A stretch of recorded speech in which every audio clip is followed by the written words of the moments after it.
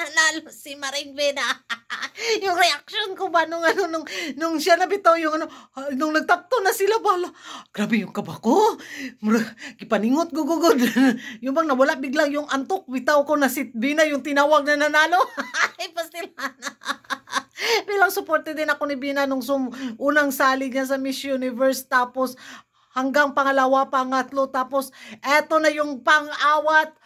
Finally, binigay na talaga kay Maring Bena ang corona. Ang saya lang. Napakaganda ng bardagulan nito sa darating na Miss Universe 2025. Pada. Laka, oy, deserve naman talaga niya. At kahit alam natin na very obvious talaga na mananalo na si Bena sa taon na to sa Miss Universe Thailand 2025. Diba?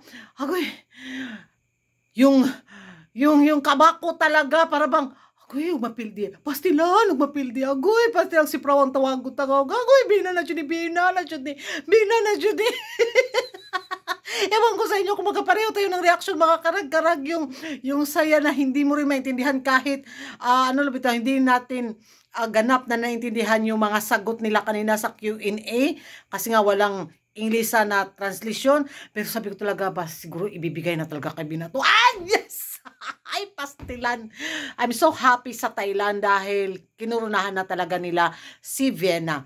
At bilang pambato nila ngayon sa taon na to sa Miss Universe 2025, ang saya, nako, ang ingay lalo ng Miss Universe. Ayan, congratulations, Maring Bina! Pakok ka naman dyan, papandisal ka naman dyan. Ang saya lang, grabe. Ewan ko sa iyo mga karag-karag kung magkapareho tayo ng reaction kanina.